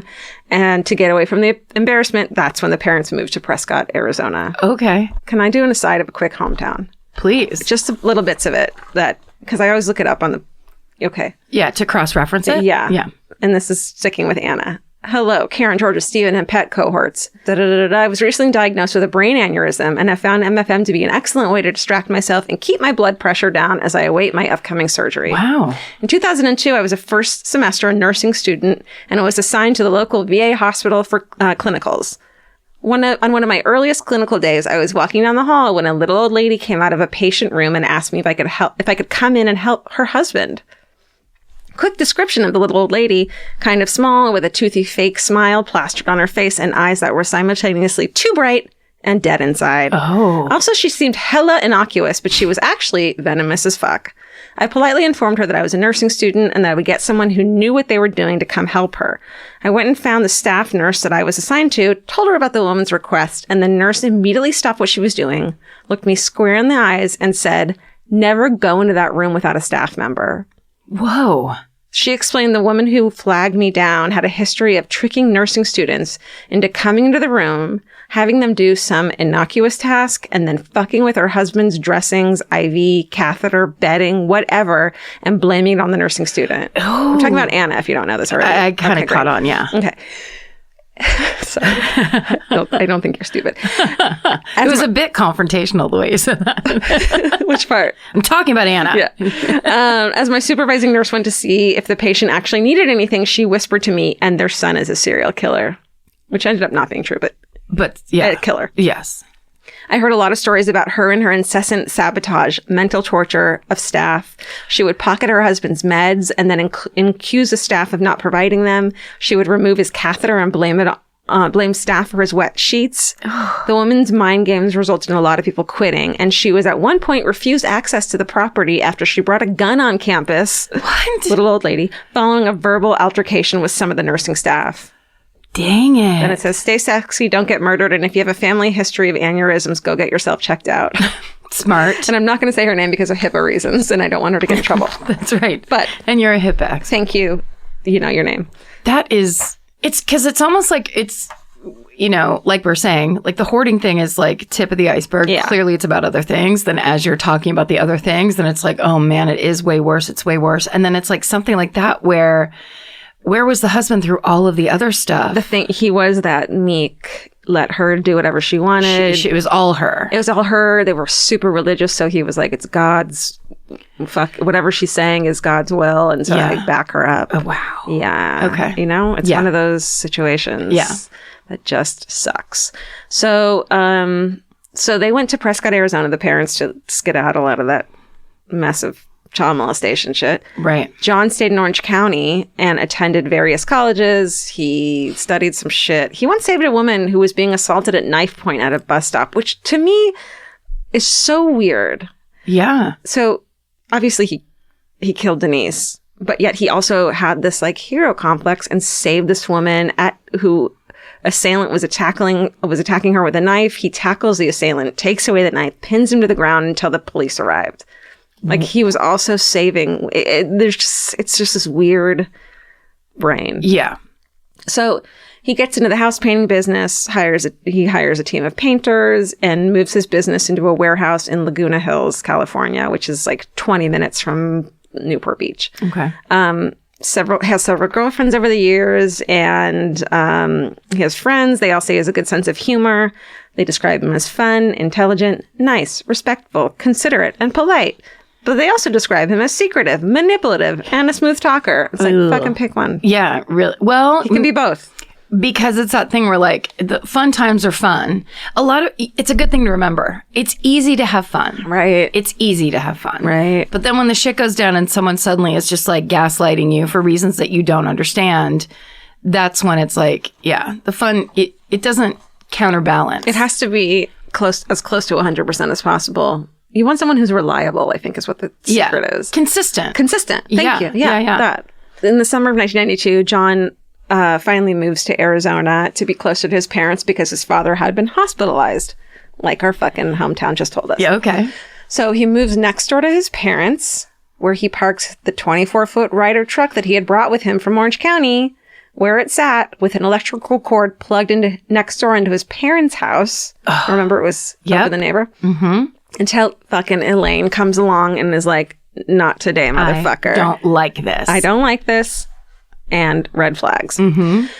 So John, Some might argue she was sent by God. that's right. I think Denise's parents say that later. That's right. So John, he's Famolaro. He's 34 years old. He's arrested, obviously. They search his house, and it turns out he's a hoarder too. Now saved everything in his life, and in a box labeled Christmas, fucking handwritten. And if you watch the Forensic Files episode, you can see a lot of cool like photos and shit of like obviously all this stuff, All that evidence. and in the Christmas box, they find a lot of incriminating items that John couldn't part with as a hoarder. So black garbage bags that are similar to the ones that Denise was wrapped in the freezer. They found Denise's wallet, purse, everything that would have, they found, her fucking driver's license is in there, her car keys, the outfit she was wearing the night of her disappearance, this poor baby girl. And then another box contained a blood-stained hammer and basically the outfit that John probably was wearing that night covered in blood. Like, he couldn't get rid of it. Wow. Which I don't... Like, everyone talks about maybe, the killers want trophies and shit, but the hoarding part, I think, is more likely than him wanting a trophy. Yeah, he couldn't. Right. Like, throwing something away was threatening. Yeah, he drove this thing from California or Arizona. He could have buried this stuff in the desert. Right. He didn't. He needed it He there. had to keep it. Yeah. So, of course, that blood ends up being Denise's blood. They find a receipt from a Montgomery ward for a freezer. That's the same model, obviously. The freezer's delivered to his Laguna Hills storage unit only 9 days after Denise Huber's disappearance. And when an Orange County criminologist, they perform what Forensic Files wouldn't exist without. Yeah. Luminol test. Yes. On the floor, and of course it's blood. And the fucking people who this is one of the parts I'll never forget. The people who had taken over that storage unit later were like, oh, we thought it was just a stain and we hosed it down. Never hose down a stain, everyone. No. I mean, what? You know? Yeah. So Storage units. I know. So creepy. So creepy. They call it a warehouse, but it's clearly a fucking storage unit. And so, since it was determined that Denise was murdered in that storage unit, John's extradited back to Orange County for trial. So he's extradited back to California for trial. So John Famolaro immediately, the detectives say that he's just this cool as a fucking cucumber, doesn't react or anything immediately. He's like, I want an attorney. Doesn't say a thing ever about it. And he refuses to testify, pleads not guilty. So the prosecutors could only speculate what happened to Denise, which is that her tire did blow out normally. And she probably got out of her car, started walking towards a call box. And as John Famolaro drove by, he saw her on the side of the road, pulls over. It's possible he was out looking for a victim since it was so late in the night, but we don't know. It might just be fucking awful time and place. Right. And there's no blood near the car, so they assume, and Denise had no defensive wounds, so it's theorized that she might have initially gotten into his car willingly to get help. But when they searched his house, they found 2 sheriff's deputies' uniforms in his possession. So it's probable, and because this is my favorite murder, we can say definitely fact that he was posing. He was posing as a cop. That would make so much more sense, because why would she get into a strange man's car when the call box is right there? Yeah. It would be like, what do you want me to drive you down to the gas station that you can see? Right. Or like, just take me to my parents' house. They'll help me. Because she was literally like, I think the off ramp for her parents' house was right there. So just drop me off at my parents' house. They'll come get, like, my dad can change a tire or whatever. Sorry, that was sexist. My parents can change a tire, whatever. Right. They theorized that when she was in the car, because he was driving, and he immediately was driving where he shouldn't have been driving. So he probably rendered her unconscious pretty immediately. And then based on the autopsy, he duct taped her face and eyes and handcuffed her and brought her to a storage warehouse. And then, because they had all her clothes that he kept, they saw that there were these weird scuff marks on the back of her heels that indicated that he had dragged her from the car to the warehouse, which is so fucking awful. Once there, John Famolaro raped Denise and then placed 3 white plastic bags around her head, cinched them, and then took what medical examiners later surmised to be a 14-inch iron nail puller that was found in his home and hit her over the head at least 31 separate times. Oh my God. Yeah. Based on the fact that there was no external trauma and no signs of defensive wounds, it's thought that she was most likely unconscious when she was killed. Which, like... Small favor? Yeah. A little bit, yes. Yeah. I mean... Yeah. Yeah. So, during the trial, all this other, like, corroborating shit came around. Like, 2 of his exes came forward and was like, there were these weird moments where he handcuffed me against my will and, like, humiliated me, and he was violent in these weird little times. But both of them had gotten back together with him afterwards, had freaked out, was like, fuck you, and left. And then he fucking convinced them that they just didn't understand the situation. That, like, he was like, no, I thought we were playing. I didn't mean it like that. And convinced these women which, like, they knew that it wasn't right. And so they broke up with him and left. But he's a psychopath. He's a fucking psychopath. So he knows what to say. He knows how to talk to people. He knows how to be, like the friends were saying, charming, casual, fun, whatever. Exactly. Yes. It's terrifying. Yeah. Also, it came out that possibly Warren had also molested John as a child. Yeah. You know. Denise's murder was determined to be an incredibly violent and brutal assault, and for it, John Famularo was found guilty and received the death penalty. Whoa. Yeah. But of course, it's California. Yeah. Well, not overturned. Oh. California has a moratorium on the death penalty. And so Dennis and Ione, the parents of Denise, say that they may never see their daughter's killer put to death, but they've made peace with it because we have this whole... We're like a symbolic death penalty state, meaning you can be on death row, but we're probably never going to kill you. But you'll never get out also. Right. Okay. Yes. Well, that's important. 100%. Yeah. I hope. Her dad said that the wound never heals. You just learn how to deal with it. As a side note, identification and other materials associated with other women were found during the search of his house. Oh. Some of them were, like, cleared and they're alive and fine, and some have never been identified. So it leaves the possibility open that John Famularo murdered other women, but they still don't know. The case is still open in Arizona. Because they always say that, like, especially that age, you don't start midlife. Right. And you don't start with an intensely brutal murder with potentially posing as a cop and all that. That's not a first off. Yeah. That's a pattern. Right. Yeah. That's a long held developing pattern. Murder Squad, can we get on this? For real. So despite all his fucking stupid idiot appeals, he remains on death row in San Quentin. So Elaine, Canalia, our friend Elaine, our best friend, and after he was caught, she spoke with Denise's parents and she told them how sorry she was. And they told her that it was God's will that she helped them find her lost child. Yes. And they were like, connecting and shit. Elaine told them that she had felt this really weird feeling while she was at the house and that she felt a strong pull coming from this truck. And her parents are like, it was like intervention. It was supposed to fucking happen. Yes. Denise Huber was buried in August of 1994 next to her grandparents in South Dakota. Over 200 family members and friends attended her services, after which dozens of brightly colored balloons were released in Denise's memory. And the inscription on Denise Huber's headstone reads, "You will always be loved." And that's the story of the murder of Denise Huber. Man. My fucking hometown murder. And such a good, oh my God, there's so many elements to that. That's such a good story. It's so weird because I remember bits of this in that I remember seeing, I think on the Forensic Files or one of these shows, a row of specific storage unit doors that look really specific to Orange County because we have these wide swaths of fucking weird storage and shit. Yeah. And every time I drive by one now, I think of someone was murdered in one of these stories. Yeah. But it never came to me that it was this murder. Yeah. So now I have this connection to it.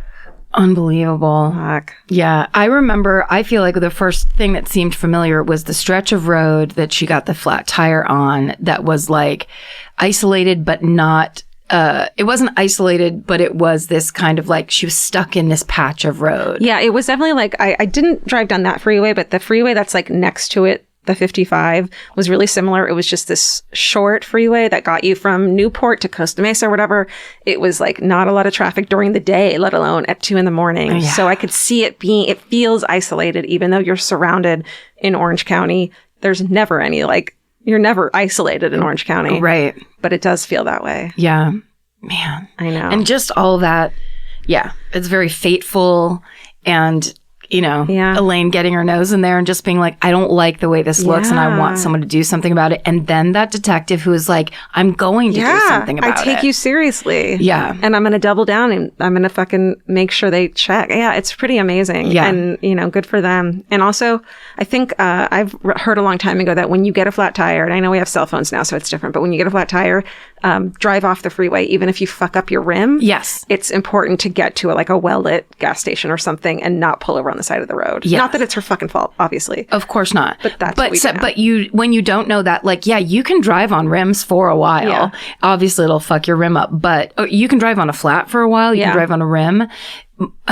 There's an amazing story in the Tales from the Tour Bus. Yeah. And I think, was it Jerry Lee Lewis? They drove on rims because they didn't want to miss a show. Oh my God. And when they pulled up in, I'm pretty sure it was Chicago, the back of the car was on fire because they had driven for so long on the rims. Don't do that. I'm going to look it up. Yeah, don't do that for sure. But what I'm saying is that basically you can go for much further than you think. Get off the freeway. I mean, first of all, for fucking safety, there's cars zipping by. Yes. It's scary and dangerous. But also, you want to make sure there's people around you. Get to a gas station, get to a well-lit place. That's right. Yeah. Yeah. Amazing. Yeah. Yeah. Fucking hooray. Let's fucking hooray this shit, because we need it. I have wanted to fucking hooray this for 3 days because I just found... So... my sister's best friend, Adrian, I'll never not describe her that way. It's how I know her, so it's how you know her. Yeah. Big podcast person herself. So what she asked me, first of all, she called me. Now, these are my sister and her best friend are the two, people I spent the most time with in all of my life since I was 10. And they were the most bored, irritated older sisters. They never were interested in anything I had to say. I would always try to hang out with them. They were always trying to get me to leave the room. Adrian wasn't like that. My sister Were you was 2 years younger? 2 years younger. And so they were the worst. ones that were like, here's how you can hang out in my room. This is my sister's idea. Yeah. You have to make up a lip sync to Pat Benatar's Get Nervous or whatever. Some song. They would tell me what I had to do. Then I would spend an hour in my room making up a thing, and then I'd have to go in and do it. It's like you're being hazed constantly. Yes. But it's like we're still deciding whether or not you can. The answer was always no at the end, and I would just go back and like try it again. Okay. So they basically trained me for show business. Yes, yeah, exactly. They did. But they also trained you for the heartbreak of it too, because you're just used to hearing no. Since no was like, okay, I'm just going to try again. That's great. Yeah. So I owe them my career.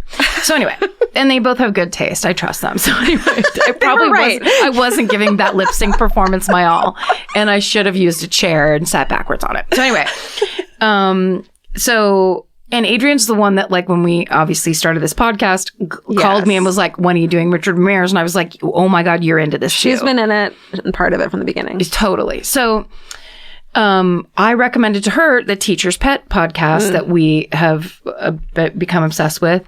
And when I saw her this weekend, had just finished it. And then she goes, have you listened to Who the Hell is Hamish?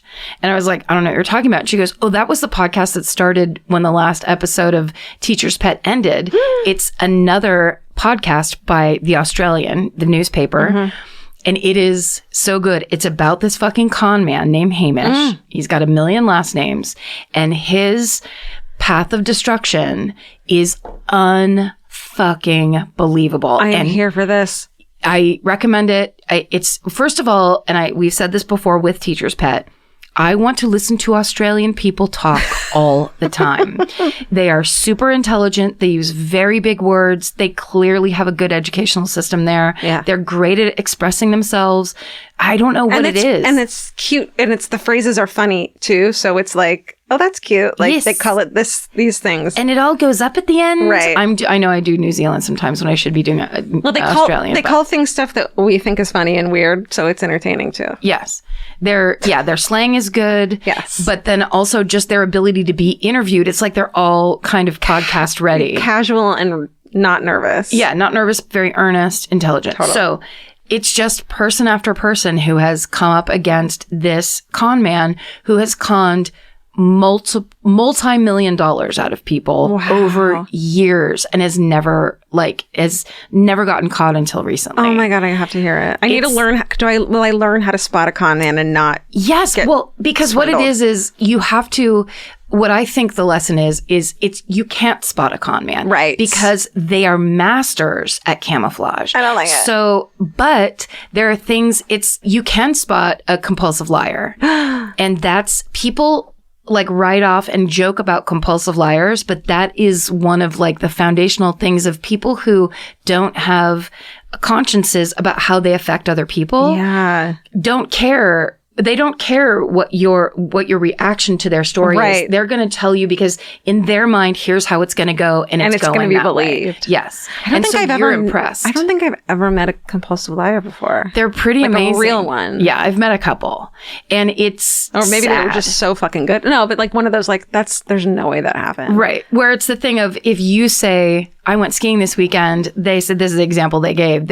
He goes, well, I was actually a ski champion. And the people that used to work with him, because he started off as like as commodities trader or whatever, they just would joke about him because no matter what you said, he would come back with a bigger thing. Okay, I do know someone a friend dated who did that all the time. Yeah. And I think there's pieces like that you put together. There's also like big stories, and they try to get you, when you first meet, they try to get you with sympathy. So he'll come in of, I was an orphan, my parents were killed at this age, I've been through this, I've been through that. And then suddenly, especially with women, you have all this empathy and you kind of have that look of, oh, he's been through so much. Yeah. So when he's lying to you or when he gets caught in Let him lies, get away with it. because you know the logic behind how he suffered so much, whatever.